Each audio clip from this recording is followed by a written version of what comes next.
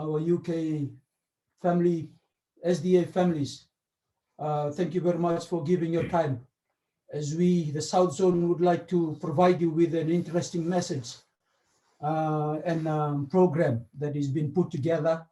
And I do hope that the Holy Spirit, the guidance of the Holy Spirit will help us to nourish the food, the spiritual food that we have in this program. And we pray that the will of God will be leading us during this AOY program. Once again, thank you very much. God bless us all. Naka.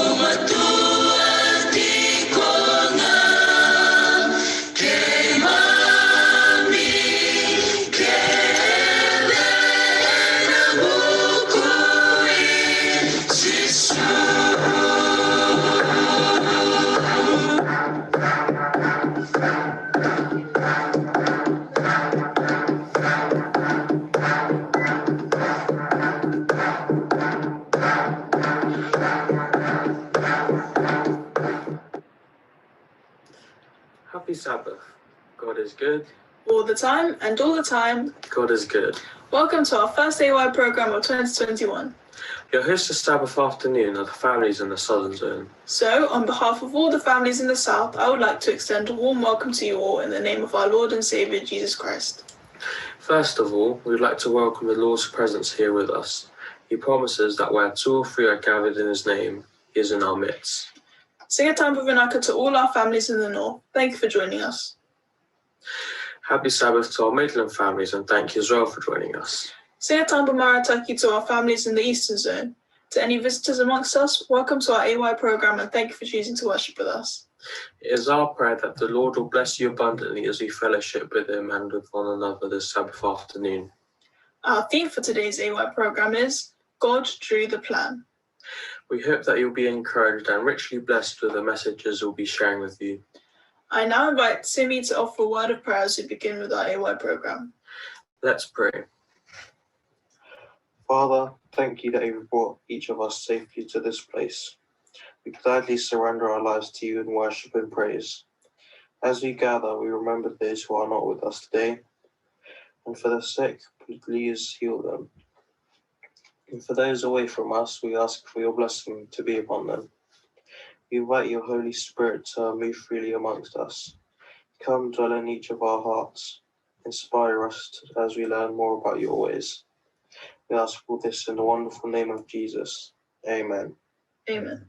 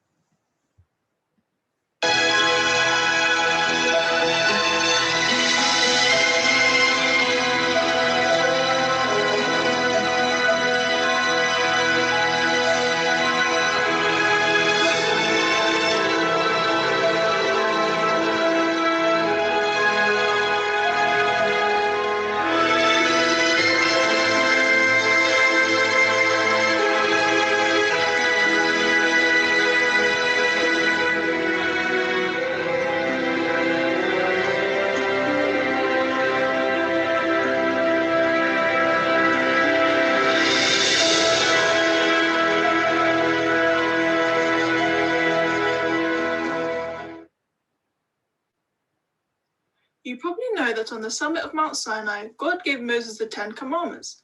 Did you also know that at the same time, the Lord gave Moses blueprints for one of the most mysterious structures ever built? It's called the Sanctuary, a unique temple that represented God's dwelling place among his people. Its overall design and services showed this nation of freed slaves a three-dimensional panorama of the plan of salvation. A careful look into the secrets of the sanctuary will solidify and enhance your understanding of how Jesus saves the lost and leads the church. The sanctuary is also a key to understanding several amazing prophecies. An exciting adventure awaits you as the Southern Zone's families explore the sanctuary and its hidden meanings. So what did God ask Moses to build? Exodus 25 verse 8 tells us, "Let them make me a sanctuary that I may dwell among them." The Lord told Moses to build a sanctuary, a special building that will serve as a dwelling place for the God of heaven. To give you a brief description of the sanctuary, we have with us none other than Moses himself and his model. Welcome, Moses. Happy Sabbath, everyone. I'm here to give you a brief description of the sanctuary. The original sanctuary was an elegant tent-type structure, 15 feet by 45 feet, which is based on an 18-inch cubit, in which the presence of God dwelt and special services were conducted. The walls were made out of upright wooden boards set in silver sockets and overlaid with gold. The roof was made of 4 coverings: linen, goat hair, ram skin, and badger skin. It had 2 rooms, the holy place and the most holy place. The thick, heavy veil separated the rooms. The courtyard, the area around the sanctuary, was 75 feet by 150 feet. It was fenced with linen cloth supported by 60 pillars of brass. We will now hand over to the Knowles family in Gloucester, who will explain what God expected his people to learn about the sanctuary. Happy Sabbath all. So what did God expect his people to learn from the sanctuary? In Psalm 77:13 it says, "Your way, O God, is in the sanctuary. Who is so great a God as our God?" God's way, the plan of salvation, is revealed in the earthly sanctuary. The Bible teaches that everything in the sanctuary, the dwelling, the furniture, and the services are symbols of something Jesus did in saving us. This means we can fully comprehend the plan of salvation as we fully understand the symbolism connected with the sanctuary. Thus, the importance of this lesson cannot be overstated. From what source did Moses obtain the blueprints for the sanctuary? Of what was the building a copy? Or of what was the sanctuary a copy? Now, this is the main point of the things we are saying. We have such a high priest who is seated at the right hand of the throne of the majesty in the heavens, a minister of the sanctuary and of the true tabernacle which the Lord erected and not man. There are priests who serve the copy and shadow of the heavenly things, as Moses was divinely instructed when he was about to make the tabernacle. For he said, "See that you make all things according to the pattern shown you on the mountain," as recorded in Hebrews chapter 8, verses 1, 2.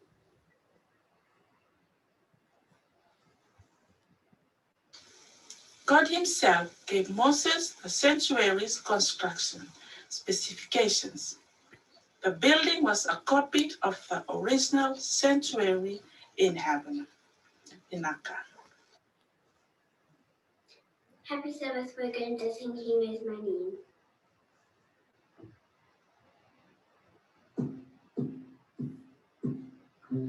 I have a maker, he formed my heart, before even time began, my life was in his hands. He knows my name, he knows my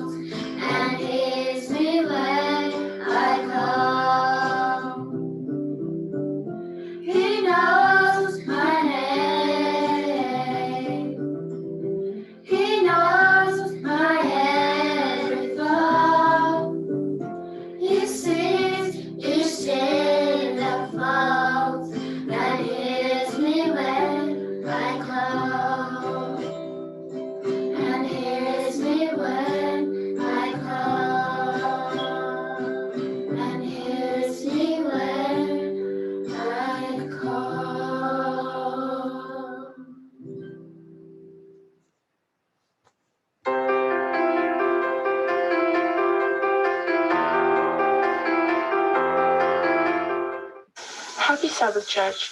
My name is Ariana, and today I'm going to be presenting the Nature Talk. Today's Nature Talk is about the Northern Lights. What are the Northern Lights and how are they formed? The Northern Lights are a natural light display which form different colours and are formed by solar wind. In the centre of the Earth there is hot molten iron, which is whirled around, which creates magnetic fields called the magnetosphere. Positively charged ions and electrons fuse together to create a high-energy charge. These plummet towards the Earth at 1,000,000 miles per hour. This creates a solar wind. Some bounce off the magnetosphere, but some go through, where the magnetosphere is the weakest, at the north and south poles. So what causes all the different colours? Well, it all depends on the gases in the atmosphere. For example, oxygen, when it reacts with the electrons, creates a nice green-yellow colour at 150 miles upwards, but above that, it emits a nice pink-purple colour. Nitrogen, however, emits a blue colour. When all these colours are mixed together, it shows a vibrant display of greens, pinks, purples, and blues. Places you can go visit the Northern Lights can be Yellowknife, Canada, Yukon, Canada, Smart, Norway, Sunfjell Hostel in Finland, Jotauranga in Iceland, and many other places. But if those are too far away from you, you can also go to Aberdeen, Scotland, Dunbar, Scotland, Shetland, or Isle of Skye. The best time to see the Northern Lights would be through the winter months, which are December through March, because that is a time where there is less daytime and more darkness, which makes the Northern Lights more visible to see. Romans 13 verse 12 states, "The night is fast spent, the day is at hand. Let us therefore cast off the deeds of darkness, and let us put on the armour of light." As children of God, we strive to be role models towards others around us. This new year, we should make it our mission to let others know about Jesus and about his love, and let others see Jesus in us, especially now during these dark and tragic times. I hope you have learned something new today.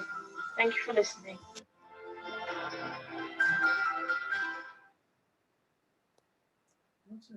What furniture was in the courtyard? The altar of burnt offerings where animals were sacrificed was located just inside the entrance. Exodus 27, 1-8. This altar represents the cross of Christ. The animal represents Jesus, the ultimate sacrifice. John 1, verse 29. The laver located between the altar and the entrance to the sanctuary was a large wash basin made of brass. Here priests washed their hands and feet before offering a sacrifice or entering the sanctuary. Exodus 30, 17-21, 38, verse 8. The water represents cleansing from sin and the new birth, taken from Titus 3, verse 5. What furniture was in the holy place? The table of showbread, Exodus 25, 23-30, represents Jesus, the living bread, John 6, verse 51. And then we have the 7-branch candlestick, Exodus 25, 31-40. Also represents Jesus, the light of the world, John 9, 5, and then John 1, verse 9. This oil represents the Holy Spirit, Zechariah 4, 1-6, and then Revelation 4, verse 5. The altar of incense is the last one, which is found in Exodus 30, 7, verse 8. Represents the prayers of God's people, which is found in Revelation 5, verse 8. Question: what furniture was in the most holy place? Answer: the Ark of the Covenant, the only piece of furniture in the most holy place, Exodus chapter 25, verses 10-22, was a chest of acacia wood overlaid with gold. Placed on top of the chest were 2 angels made out of solid gold. Between these 2 angels was the mercy seat, Exodus chapter 25, verses 17-22, where the presence of God dwelt. This symbolized God's throne in heaven, which is likewise located between 2 angels. Psalms chapter 80, verses 1. Question: what was inside the ark? Answer: the 10 commandments which God wrote on tablets of stone and which his people will always obey, Revelation 14, verse 12, were inside the ark, Deuteronomy 10, verse 4 and 5. But the mercy seat was above them, which signifies that as long as God's people confessed and forsook sin, mercy would be extended to them through the blood that was sprinkled on the mercy seat by the priest. The blood of the animal represented Jesus' blood that would be shed to bring us forgiveness of sin.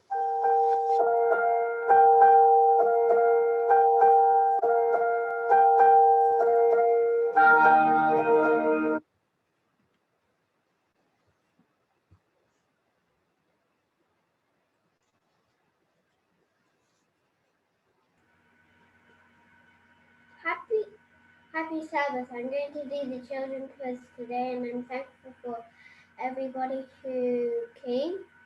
Thank you.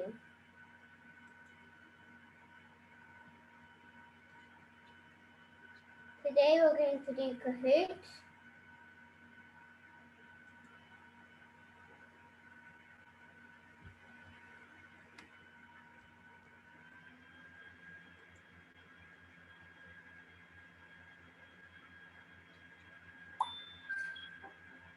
You can join. Put it in the pin.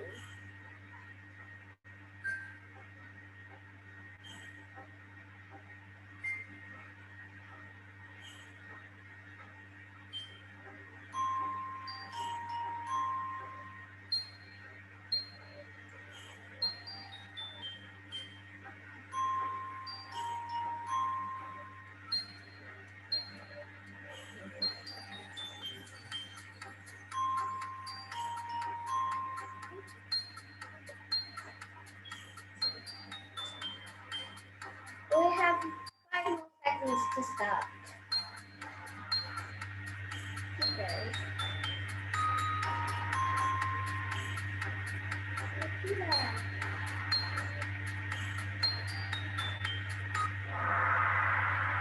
Round 1.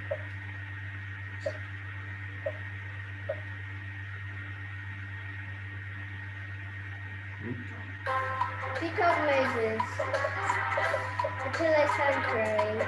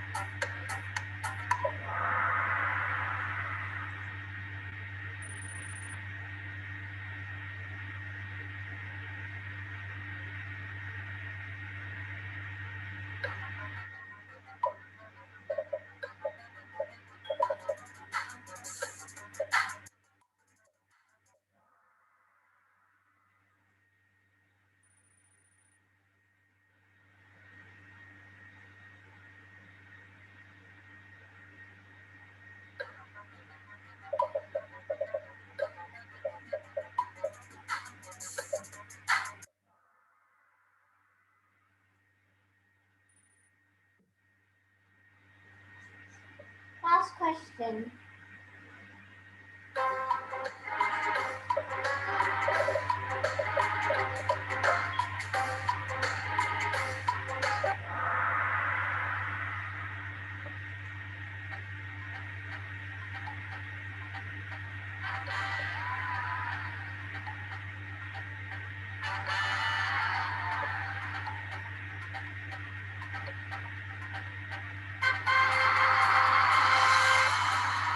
Nothing.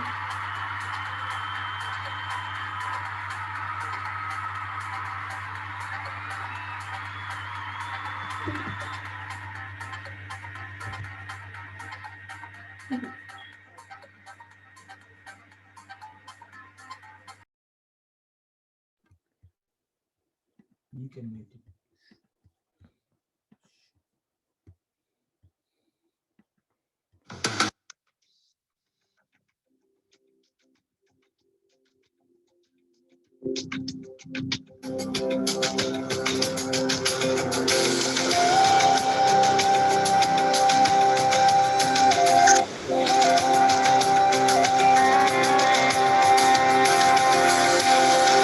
John saw a city that could not be hid. John saw the city, oh yes he did. John caught a glimpse of the golden throne. Tell me all about it.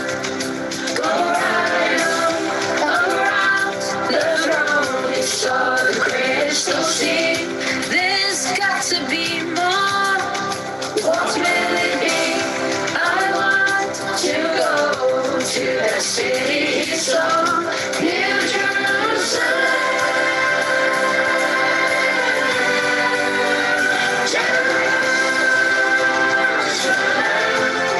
I want to walk your streets that are golden, and I want to run where the angels are drawn.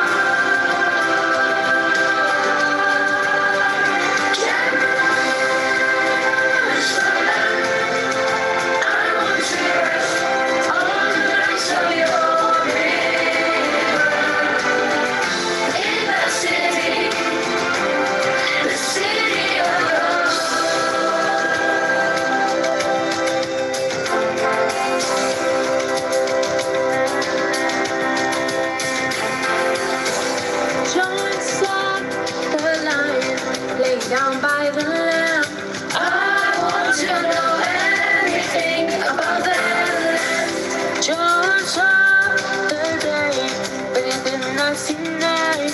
The Lamb of God, wow, it must be right. He saw the saints worship the great I am, crying worthy, worthy is the Lamb.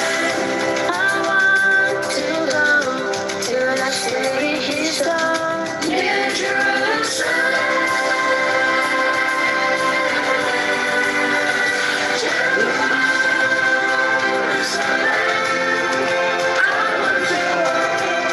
Your streets that are golden,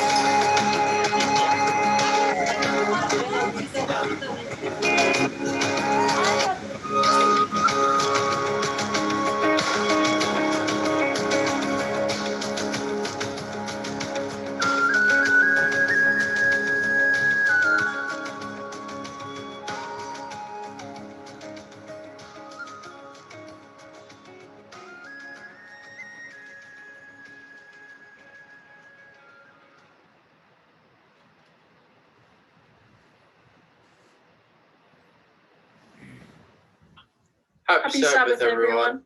Today our question is going to be, why did animals need to be sacrificed in the sanctuary services? According to the law, almost all things are purified with blood, and without the shedding of blood there is no remission.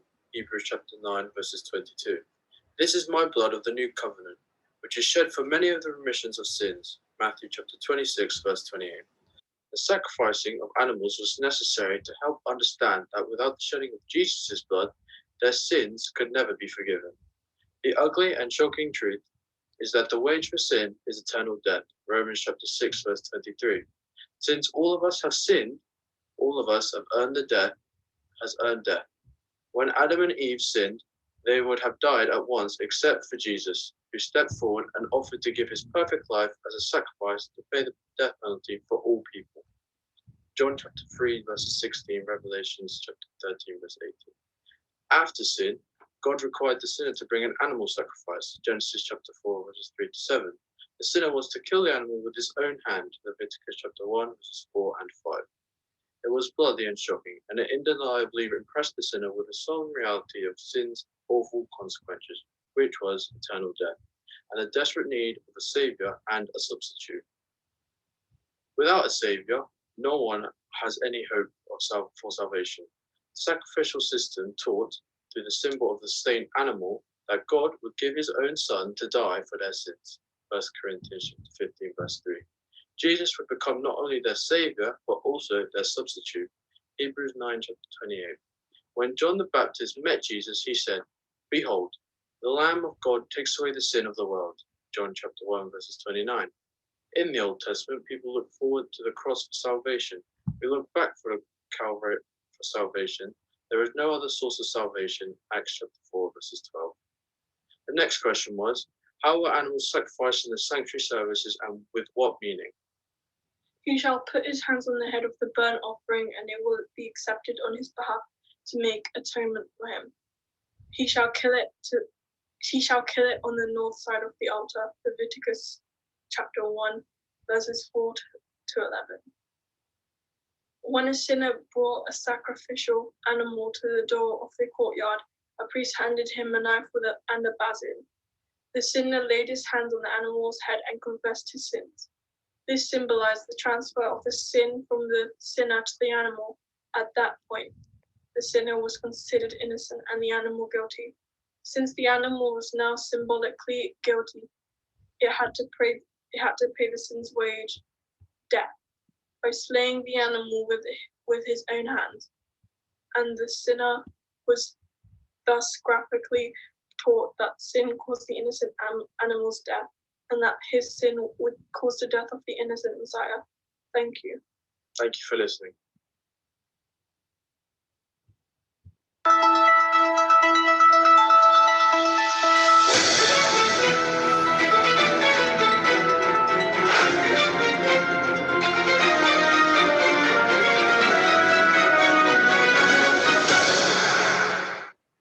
Happy Sabbath. I will be bringing to you the latest Christian news from around the world. The first article we have is titled, Fulton Adventist University College Holds Graduation Ceremony. Students attending courses in business, education, and such have finally seen the end of their education path. Of course, due to COVID, parents and loved ones couldn't attend the graduation, but instead watched the live streaming on Hope Channel Fiji. A highlight of the year comes from the first group of instructors from the Fiji Police Academy, who were awarded the National Certificate in Teaching of TEV2 training. Deputy Principal of the Academy says he acknowledges the hard work of the staff and the hardships the graduates had to go through in order to get to where they are. Also, Director of Training, Senior Superintendent of Police has confirmed that the graduation is significant in enabling officers at the Academy to gain internationally recognized qualifications. The weekend program included many testimonies expressing gratitude to God for his leading and his protection during the years of studying for the graduates. Next, we have the church leader and daughter in Haiti who were released from their kidnapping. The head of the SDA Inter-American Division and his daughter was abducted on Christmas Eve in Port-au-Prince and were kept till the Monday of this January, where they were released. Pastor Henry and his daughter were the latest victims of a ransom kidnapping wave that held paralyzed Haiti this year and were held ransom for $5 million. The case is the most recent in a year-long surge of kidnapping, and thanks to God, they have been released with no injuries, stating they were doing well thanks to all the prayers. The next story we have is more than 200 people have accepted Jesus Christ as their Savior at the GA revival, and most of them are young people.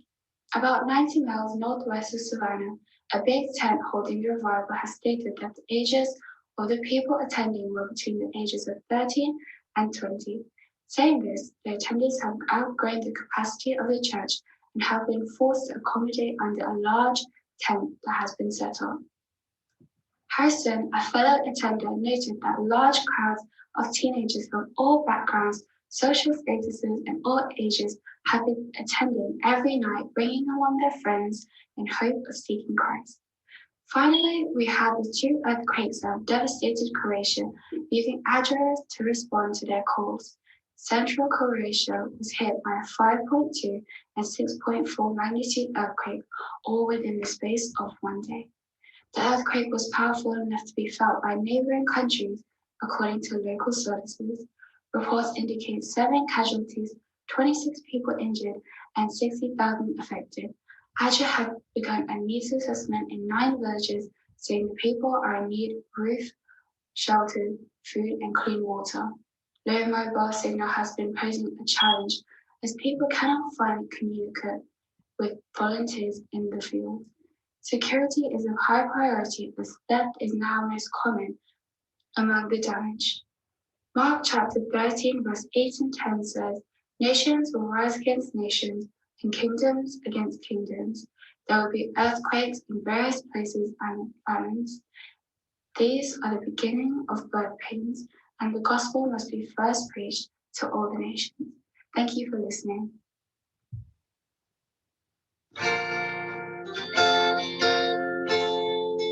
While the world looks upon me as I struggle alone, they say I have nothing, but they are so wrong. In my heart I'm rejoicing, how I wish they could see. Thank you, Lord, for your blessings on me. There's a roof up above me, I've a good place to sleep. There's fruit on my table and shoes on my feet. You gave me your love, Lord, and a fine family. Thank you, Lord, for your blessings on me.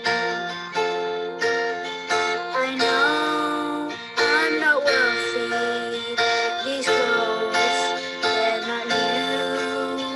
I don't have much money, but Lord, I have you. And that's all that matters, though the world may not see. Thank you, Lord, for your blessings on me. There's a roof up above me, I've a good place to sleep.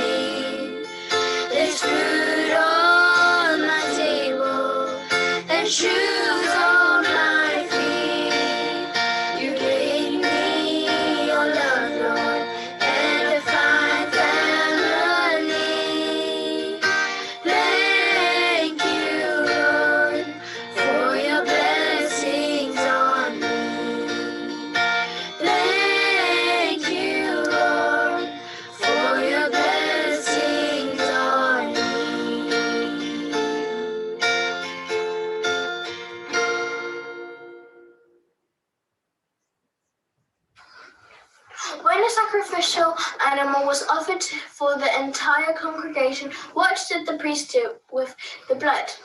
What does this symbolize? The anointed priest shall get some of the bull's blood, put it in the tabernacle of meeting, and then the priest shall put the peace finger in the blood and then sprinkle it 7 times before the Lord in front of the veil. Leviticus 4:16 and 17. When a sacrifice was offered for the sins of the entire congregation, the blood was taken by the priest, who represented Jesus, into the sanctuary and sprinkled before the veil that separated the two rooms. The presence of God dwelt on the other side of the veil. Thus, the sins of people were removed and symbolically transferred to the sanctuary. This ministry of the blood by the priest foreshadowed Jesus' present ministry for us in heaven. After Jesus died on the cross as a sacrifice for sin, he arose and went to heaven as our priest to minister his blood in the heavenly sanctuary. The blood ministered by earthly priests represents Jesus applying his blood to our record of sins in the sanctuary above, showing that they are forgiven when we confess them in his name. Based on the sanctuary service, in what two capacities does Jesus serve his people? What fantastic benefits do we receive from his loving ministry?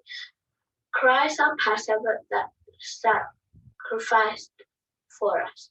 Seeing then what we have a great high priest who has passed through the heavens, Jesus the Son of God. Let us hold fast our confessions, for we do not have a high priest who cannot sympathize with our weaknesses, but was in all points tempted as we are, yet without sin. Let us therefore come boldly to the throne of grace, what we may obtain mercy and find the grace to help in time of need. Jesus serves as the sacrifice for our sins and as our heavenly high priest. Jesus' death as our sacrificial lamb and substitute, and his continual powerful ministry as our heavenly priest accomplished 2 incredible miracles for us. First complete life change called new birth, with all sins of the past forgiven.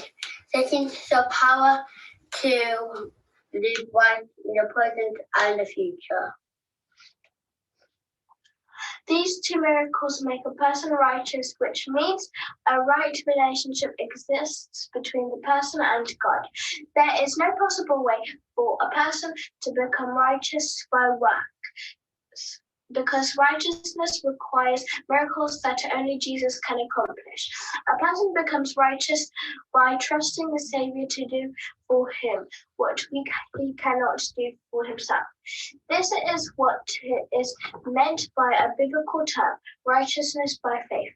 We ask Jesus to become the ruler of our lives and trust him to work the needed miracles as we cooperate fully with him. This righteousness, which is miraculously accomplished for us and in us by Christ, this Christ is the only true righteousness that exists. Every other kind is a counterfeit.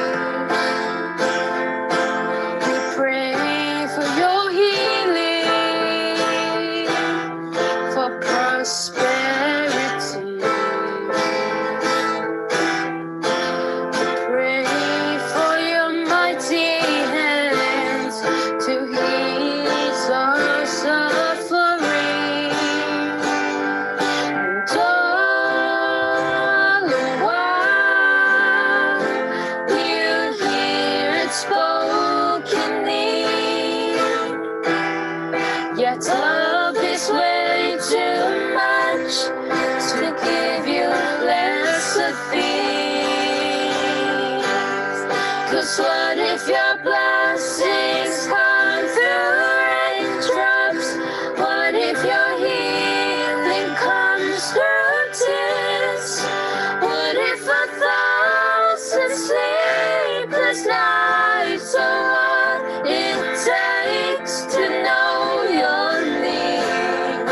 What if trials of this life are your mercies in disguise?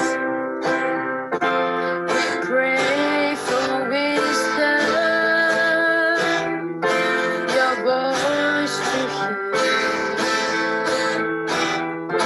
We cry in anger when we feel you near. We doubt your goodness, we doubt your love, as every promise from your word is not enough. And all the while you hear us desperately. As long as we have faith to believe. 'Cause what if your blessings comes through raindrops? What if your healing comes through tears? What if 1,000 sleepless nights are what it takes to know your name?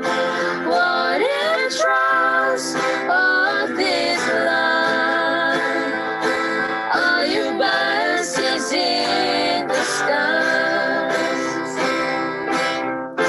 When friends betray us, when darkness seems to win, we know the pain remains in this heart. This is not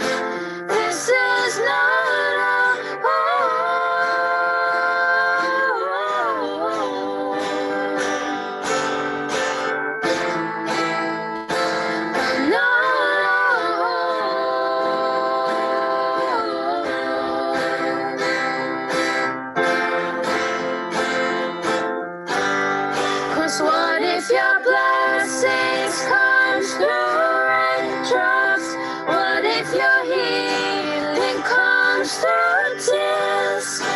What if 1,000 sleepless nights are what it takes to know your name? What if trials of this life are your mercies in disguise? Are your mercies in disguise? Are your mercies in disguise?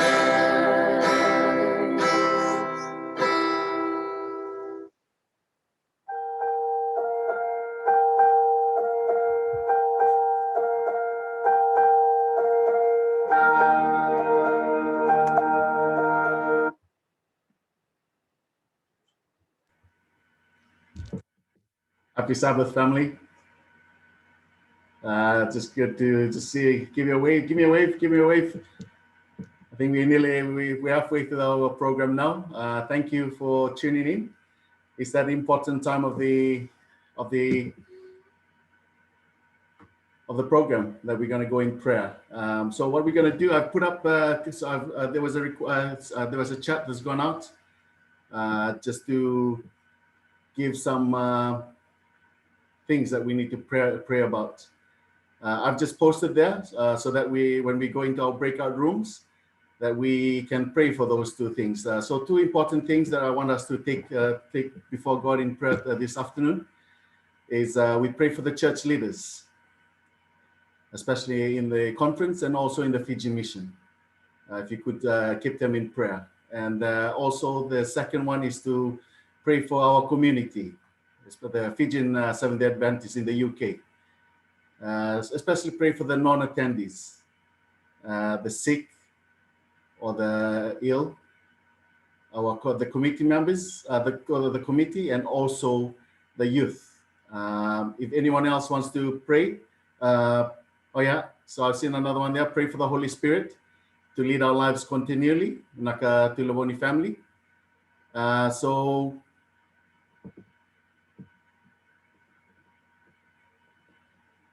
okay, so I've seen the program. So we're going to increase our prayer time to 20 minutes. So what we're going to do is I've taken up about 5 minutes of that 20 minutes. So when we go into our breakout rooms, you've got only 15 minutes to offer up your prayers. So what I would recommend, if you could just have 2 or even 3 at the max to pray for all these points. Please keep an eye out for the screen. You'll see the countdown. When you got 10 seconds left, you're going to see the countdown to see how long you got left before you leave the breakout room. So if there's nothing else to pray about, you just look into the chat group just to remind you of the things that we will be praying about this afternoon. If you could put us into breakout rooms, and then we'll continue from there. Naka.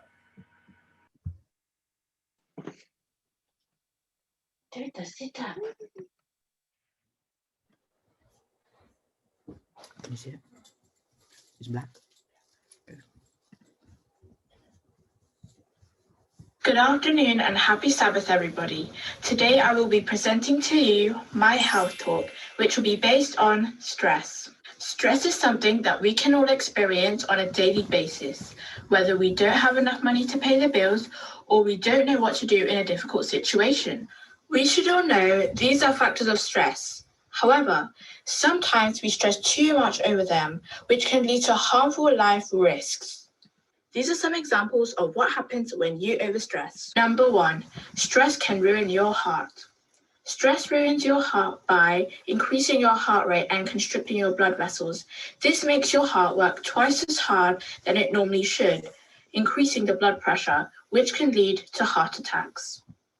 Number 2, stress can make you gain weight. Some of us will turn to food when we are stressed, making us comfort eat. This makes us eat up to 40% more food than our normal intake. As you should be able to see, these outcomes are very bad and we need a way to prevent this. So these are some tips on how to. As we can see, Matui is very stressed from his homework. So he is going to put on his warm clothes and go out for a walk. This is going to help him manage his stress and change his mood. Now Matui has been fined £100. He is so stressed and upset about this, so he talks to Sariana to see if she can help. And number 3 is to pray to God, because God will always be there for us and he will always take care of us. He is our refuge in a time of storm and will always see us through.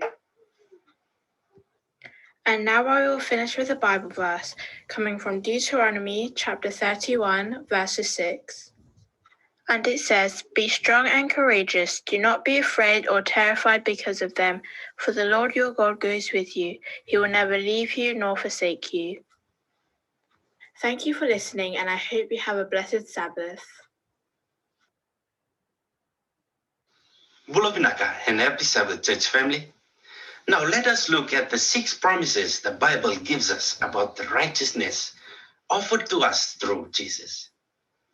The first promise, if you turn your Bible with me to Isaiah chapter 44, verse 22, it says, "I have blotted out as a thick cloud thy transgression, and as a cloud thy sins. Return unto me, for I have redeemed thee." Amazing, isn't it? The Lord said he has blotted out, which means he has removed the blemish or the stains in our character. Our sins and transgression completely removed through Jesus. Amen? Also in 1 John 1:9, the word says, "If we confess our sins, he is faithful and just to forgive our sins and to cleanse us from all unrighteousness. So with these two verses, the first promise of righteousness through Jesus is that he will cover our past sins and count us as guiltless. Okay, 2. What was God's purpose when he created you and me? Let's go back to Genesis 1, chapter 26 and 27. And God said, let us make man in our image, after our likeness. And so God created man in his own image. In the image of God created he him. Male and female created he them. So in the beginning, we were created in God's image. But when Adam and Eve sinned in the Garden of Eden, we lost the likeness and the image of God. But God is love, and he cares for us. In Romans 8:29, the NIV translation says, for those God foreknew, he also predestined to be conformed to the image of his Son, that he might be the firstborn among many brothers and sisters. You know, brothers and sisters, the second promise is that only through Jesus, he promises to restore us back to God's image and back to his likeness as he had initially purposed. Okay, now, what is the third promise? Philippians 2:13, NIV says, for it is God who works in you to will and to act in order to fulfill his good purpose. Amen? God knows that through our own strength and power, we cannot do this alone. But Jesus gives us the desire to live righteously and then grants us his power to actually accomplishing it. Okay, let us look at the fourth promise in these next two verses. Turn with me to Hebrews chapter 13, verse 20 and 21. It says, now the God of peace that brought again from the dead our Lord Jesus, that great shepherd of the sheep, through the blood of the everlasting covenant, make you perfect in every good work to do his will, working in you that which is well-pleasing in his sight, through Jesus Christ, to whom be glory forever and ever. Amen. And in John chapter 15, verse 11, the word says, these things have I spoken unto you, that my joy might remain in you, and that your joy might be full. You know, church, the fourth promise is that only through Jesus and by his miracle power will cause us to happily do the things that please God. The fifth promise can be found in 2 Corinthians chapter 5, verse 21. It says, for he hath made him to be sin for us, for he knew no sin, that we might be made righteousness of God in him. Amen? It is through Jesus alone that he has removed the death sentence from us by crediting us with his sinless life and atoning death. What a wonderful God we served. Even though he was sinless, but he took that place for us and brought us back through his blood that we can be made righteous again. The sixth and final promise today can be found in the following two Bible verses. Turn with me to Philippians 1:6. Being confident of this very thing, that he which hath begun a good work in you will perform it until the day of Jesus Christ. Also in Jude chapter 1 verses 24, it says, now unto him that is able to keep you from falling and to present you faultless before the presence of his glory with exceeding joy. Amen. Jesus assumes responsibility for keeping us faithful until he returns to take us to heaven. You know, church, Jesus is ready to fulfill all these glorious promises in your life. The question is, are you ready? Another question is, does a person have any role to play in becoming righteous by faith? Matthew 7:21 says, not everyone who says to me, Lord, Lord, shall enter the kingdom of heaven, but he who does the will of my Father in heaven. The answer is yes. Jesus said we must do his Father's will.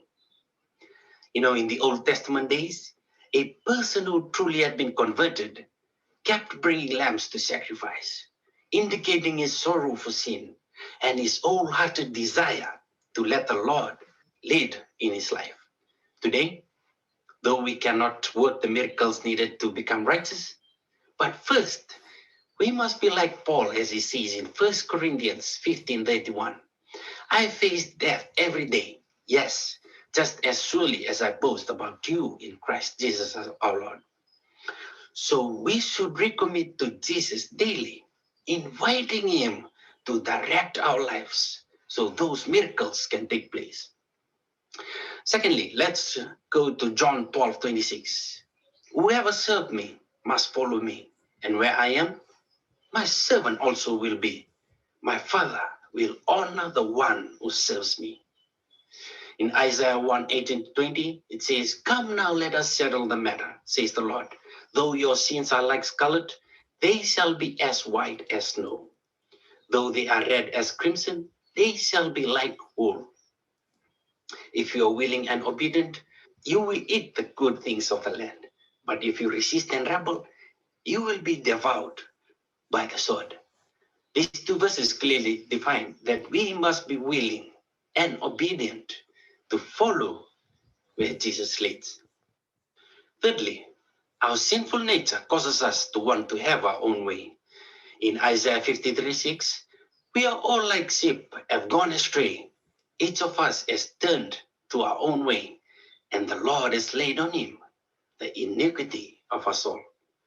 Because we have gone out of our own way, now we have rebelled against the Lord, just like what Satan or Lucifer did in the beginning.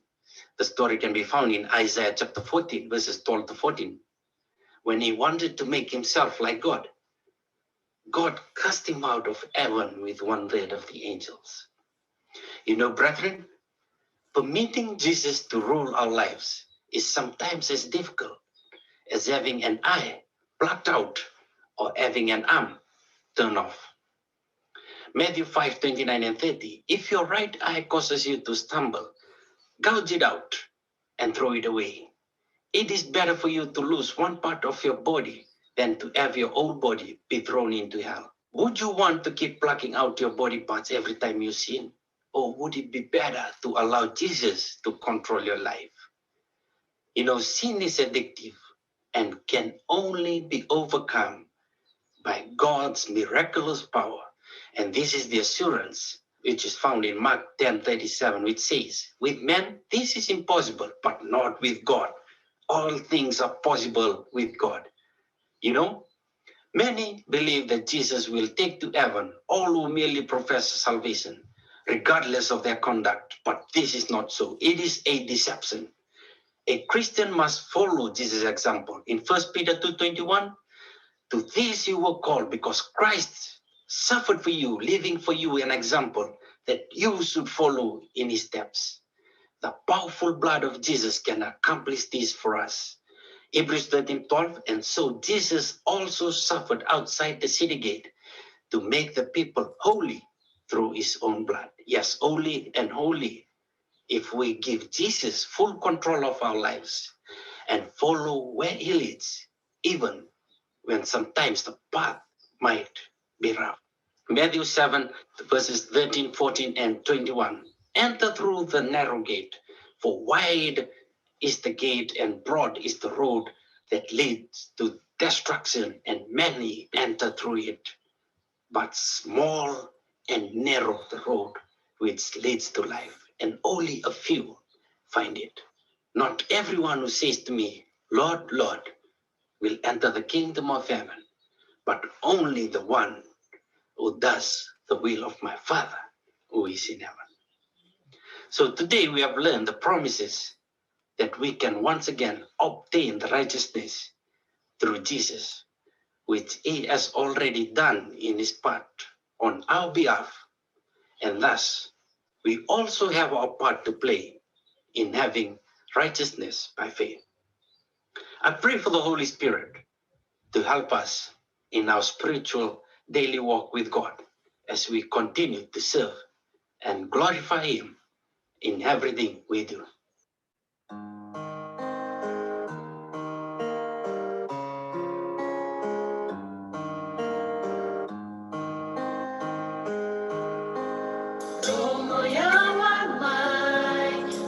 ni beba kambulan Karitiko mo sa umakiman Jesus sayang manggo Ni keman ng bulan Turangan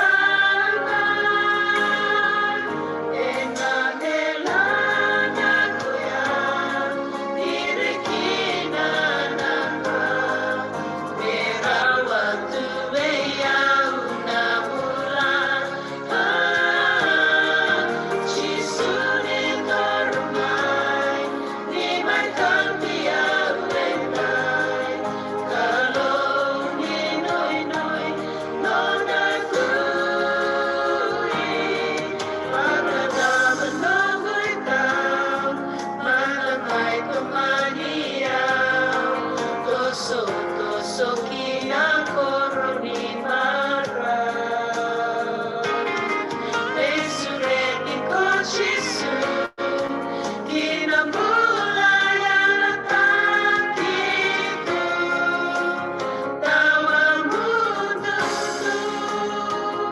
Enanelanan ko yan Dirikina nana Merawat tumayaw na bulan Sisu'y normal Di may kampiyaw enay Kalau ninoy-noy nonagtuwin Enanelanan ko yan Dirikina nana Merawat tumayaw na bulan Sisu'y normal Di may kampiyaw enay Kalau ninoy-noy nonagtuwin Sisu'y normal Di may kampiyaw enay Kalau ninoy-noy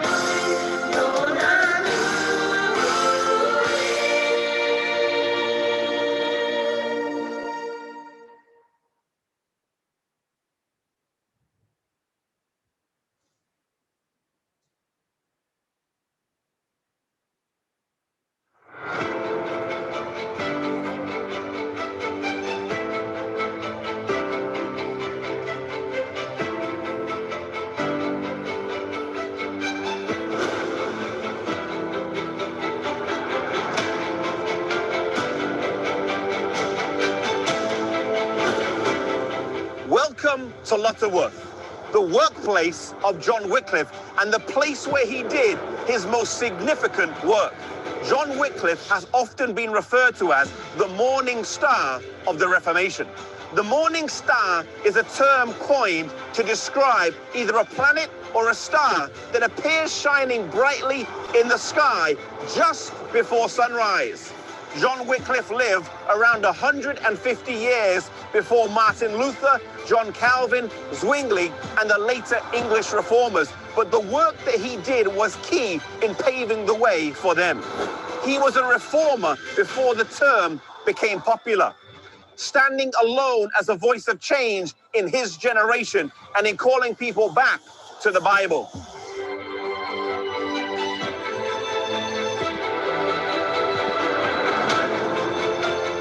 Educated at Oxford University, he was a scholar and an unrivaled debater. It was whilst he was a student that he first incurred the displeasure of Rome in denouncing the friars and their lazy lifestyle. He was a champion of civil and religious liberty. And John Wycliffe was the first in his era who coined the term Antichrist in reference to Rome. The Archbishop of Canterbury received from Rome a papal bull to investigate the writings of John Wycliffe. But due to his standing at Oxford University and the goodwill he had amongst the people, this was never followed through. Perhaps a key event that helped John Wycliffe was the papal schism of 1378, where there were two popes that each claimed to be the right pope. And so, amidst this confusion, John Wycliffe was left in a state of relative peace to carry on the work that he was called to do.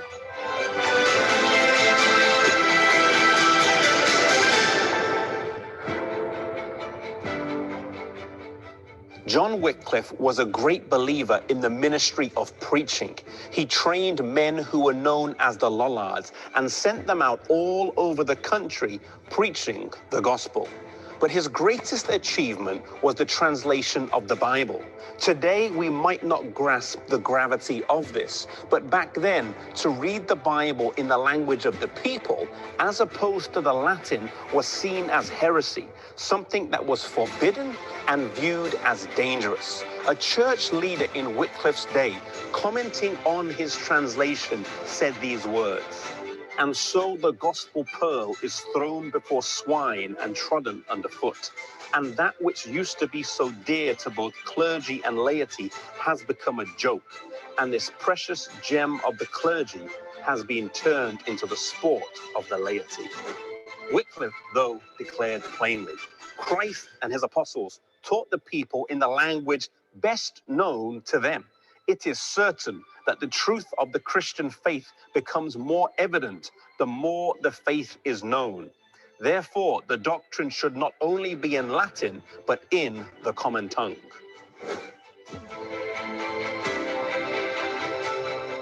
John Wycliffe completed the first translation of the Bible into the English language from the Latin Vulgate. It was not a translation that was without fault, but this Bible shed light where previously there had been only darkness. The Bible once read could do only one thing: pierce through the spiritual darkness that was covering England and Europe at the time. The beams of light began to shine now. The revolution that would be the Reformation would become unstoppable. Today we have the Bible easily accessible. And today I want to challenge you to commit to read God's word every day, to spend time in his word, because as the psalmist says, the entrance of thy words gives light.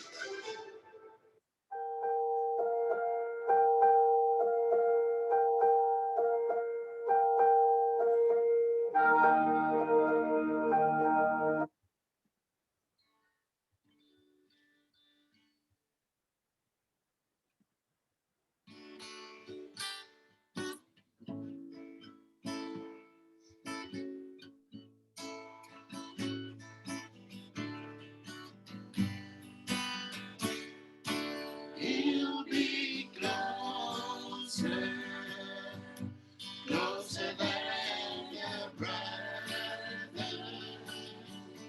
Don't face tomorrow without him. Without Jesus, there'll be no hope tomorrow. Without Jesus, only heartache and pain. But with Jesus, you'll find all you need, for he makes life complete. You won't be the same. Don't face tomorrow without Jesus, for he will keep you when your future looks in. He'll be closer, closer than a brother. Don't face tomorrow without him. What a friend we have in Jesus. All our sorrows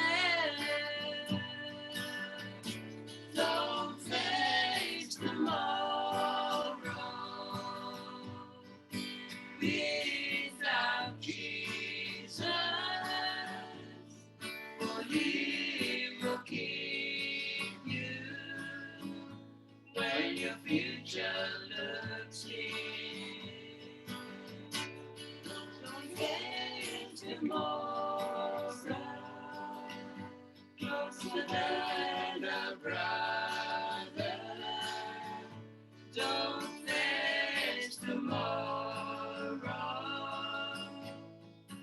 without tears. Don't face tomorrow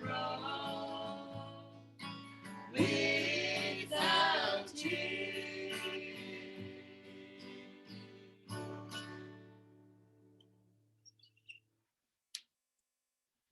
Amen.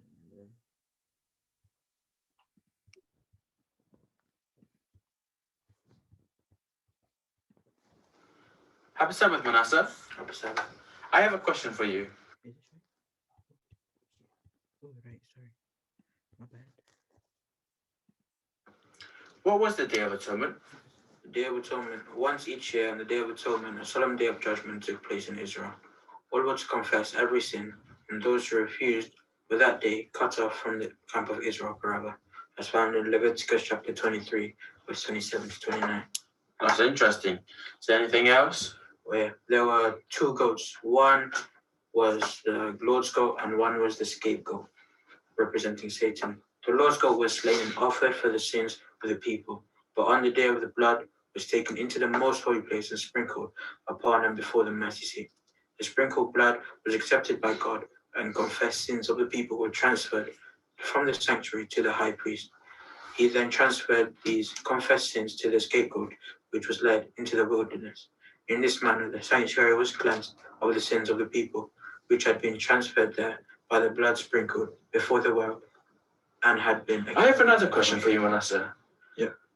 Did the Day of Atonement symbolizes or foreshadow a part of God's great plan of salvation, as it did in other facets of the earthly sanctuary and its services? As it says in Hebrews chapter 9, verse 23, therefore it was necessary that the copies of these things in the heavens should be purified with these. But the heavenly things themselves with better sacrifice than these. The answer is yes. That day's services pointed to the blotting out of sin by the real high priest in the heavenly sanctuary.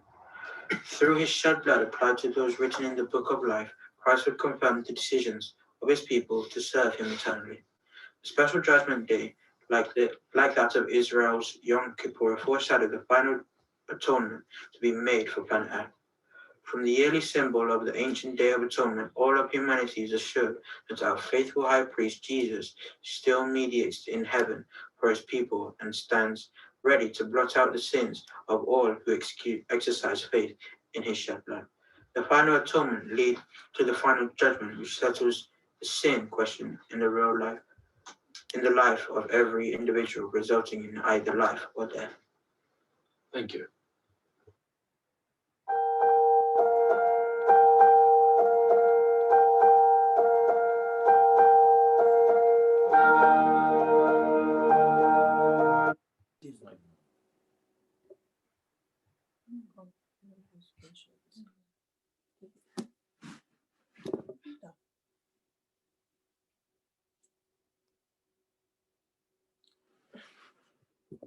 Happy Sabbath, everyone. Okay, it's our adult quiz. Can you all hear me? Just wave your hand. Naka. Okay, our adult quiz is going to be based on the sanctuary. The first will be only 8 questions. The first one, what does the mercy seat represent? Presence of God. Shekinah glory. Yeah. The presence of God. Naka, Dotale.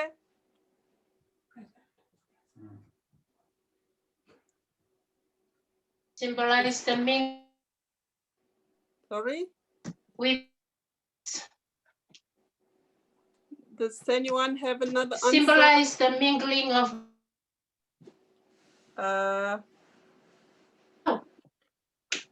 It's God's throne or dominion, yeah?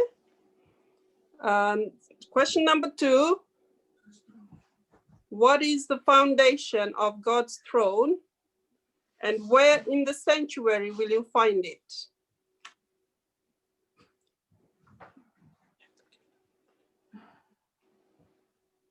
The Ten Commandments.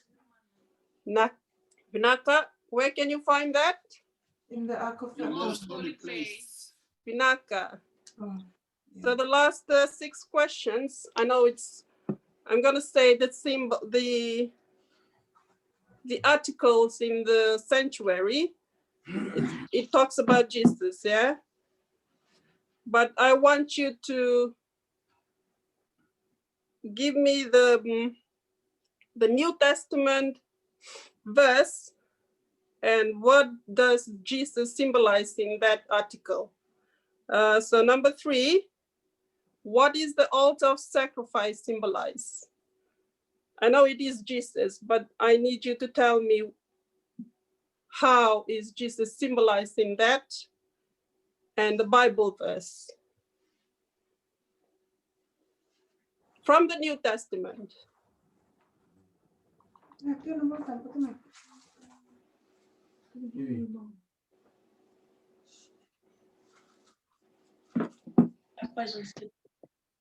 Hebrews 10:19.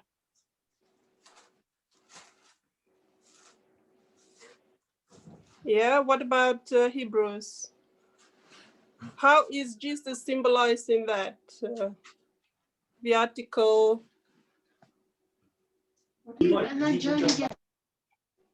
Oh? Talian 1 Peter 2. Politician who his own self bear our sins in his own body on the tree, that we being dead in our sins should live in righteousness, by those who are stripped were healed. Okay. Yeah, but it's Jesus in that sacrificial atonement or the lamb. So I'm giving the clue there.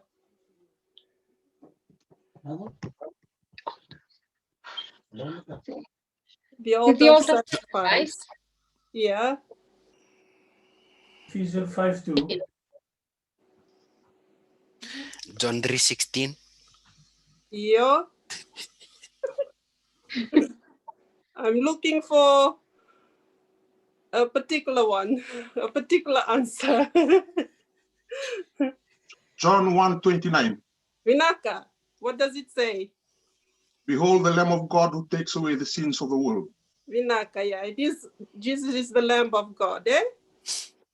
The next one, the basin of washing or the laver. What is Jesus symbolized in that?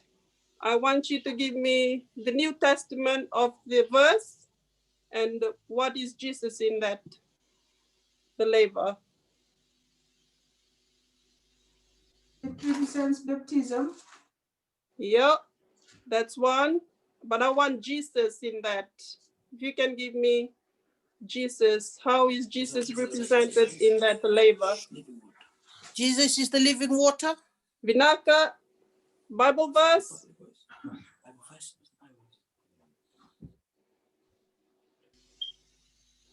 Can anyone give me a Bible verse for that?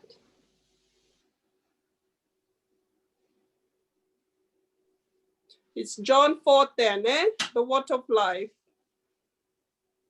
Number 5. What does the shewbread represent? Jesus, talking about Jesus in the New Testament. And give me a Bible verse. John 6:35. Naka, what is Jesus in there? I am the bread of life. Vinaka. Shall never hunger. Vinaka level. Number 6. What is the altar of incense represent? Jesus. And in the New Testament, what verse?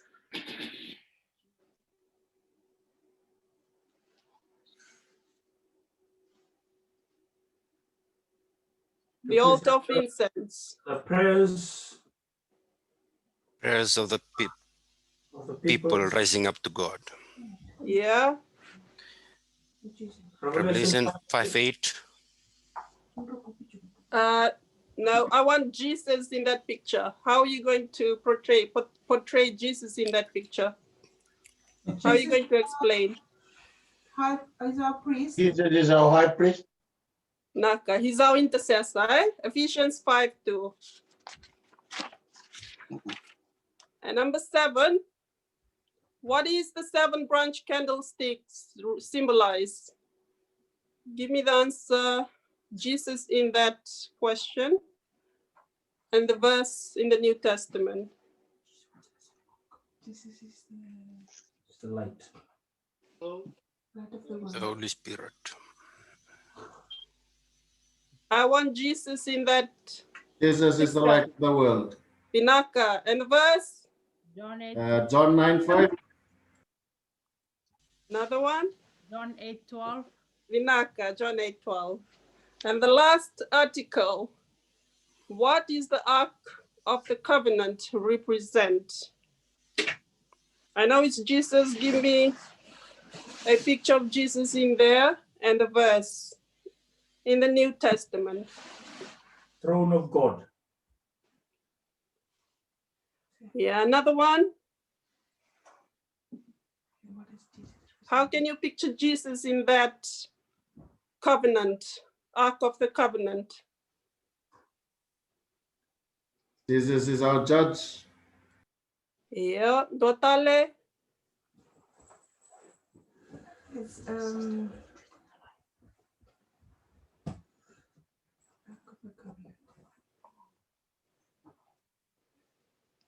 What's in that Ark of the Covenant? 10 Commandments. Yeah. How is Jesus portrayed in that? in John 14:15. No. I'm looking for this particular verse.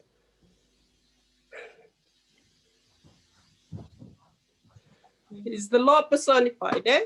Matthew 5:17. He came to fulfill the law. It's his character. And yeah, he's the law personified. The choir, he's the whole package. Eh? So that's all our quiz questions. Pinaka.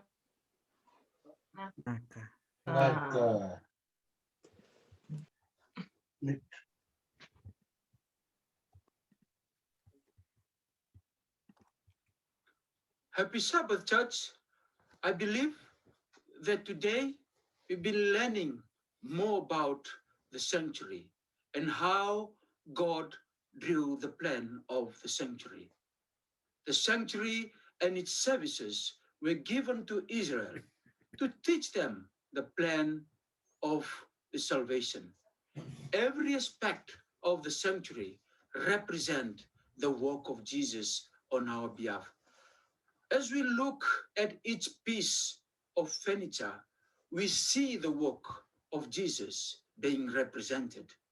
The sanctuary was surrounded by a white linen fence. The fence signifies righteousness. We cannot approach God without righteousness. The walls were too high to climb. There was one door into the sanctuary. This door symbolizes Christ. This tells us we can only approach God through Jesus. His righteousness is credited to us when we choose to follow him. As we enter the sanctuary, we are immediately confronted with brazen altar. This altar was the place where sacrifices were offered. There were many types of sacrifices offered include burnt offerings, sin offerings, and thank offerings. The most common sacrifice was the morning and even sacrifice, in which a lamb was offered for sacrifice. The lamb represents Jesus, who died for us on the cross. It tells us in John chapter 1, verse 29, when we behold the Lamb, we begin to appreciate the price of our salvation and the cost of sin and desire to repent our ingratitude and selfishness. We then move on to the laver, where the priest would cleanse themselves with water. The water symbolized the cleaning Jesus does in our life when we accept his work on the cross. It also represents baptism. John chapter 3, verse 5, we then move from the courtyard to the holy place, inside the tabernacle. Inside, we see three pieces of furniture: the table of shewbread, the candlestick, and the altar of incense. The bread is a symbol of Jesus, who is our spiritual strength. Jesus said, I am the bread, in John chapter 3, 6, verse 35. For us, eating the bread means studying his word, the Bible. The altar of incense is where the priest made intercession for the people and symbolizes the work of Jesus for us, interceding to God for us and strengthening us through his ministry. His intercession is vital to our spiritual life. The altar for us reminds us of the importance of prayer and communion with God. Then we move on to the candlesticks. The candlesticks lighted the holy place so that you could see where to walk. Jesus is the light of the world and help us to know how to walk the Christian path. Jesus also calls us the light to others, and so it also represents the importance of sharing Jesus with others and letting our light shine. The final destination is the most holy place. The altar of sacrifice was the center of the court, and the Ark of the Covenant is the center of the tabernacle. The 10 Commandments found in the Ark is what God wants to write on our hearts. In Hebrews chapter 8, verse 10. Since it is the place of judgment, it is the place of complete revelation. Here, there is no secrets. All is revealed, just like it is between husband and wife. Now we are totally reunited with God. The plan is complete. The South Zone hope that we are all willing to accept the truth that might be new to you as God reveals it. Thank you for listening. God bless us all. Up in heaven, hallelujah, oh hallelujah, he's our defender before the Father, in a temple made by God, not man, behind the veil, in the place most holy.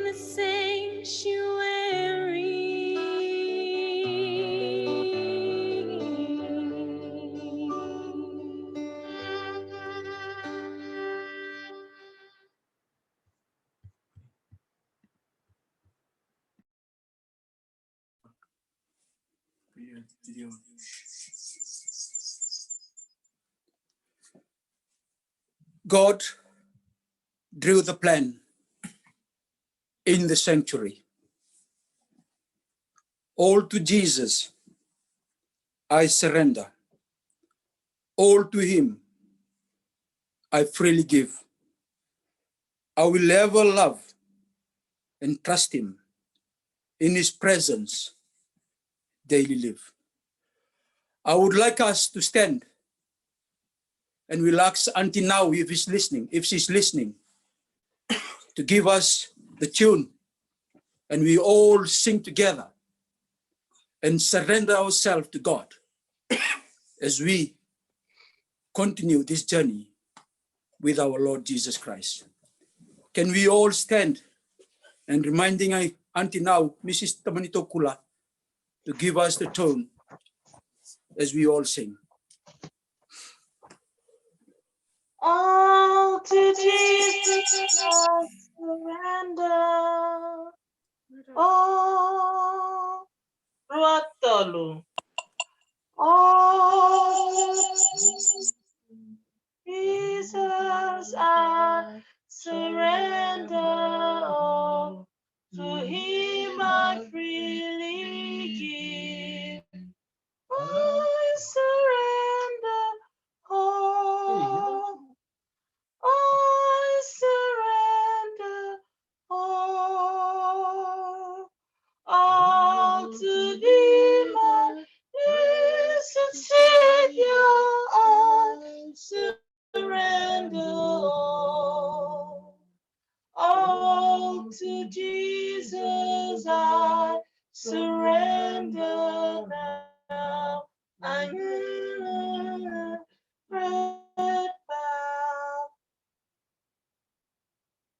I will all forsaken road. Me, Jesus, take me now. I surrender all. I surrender all to thee, my blessed Savior. I surrender all to Jesus. I surrender. Make me Savior, holy name. Fill me with the love and power to know that thou art mine. I surrender all. I surrender all to thee, my blessed Savior. I surrender all to Jesus. I surrender now. I give thy sacred flame. Oh, the joy of full salvation, glory, glory to his name. I surrender all. I surrender all to thee, my blessed Savior. I surrender all.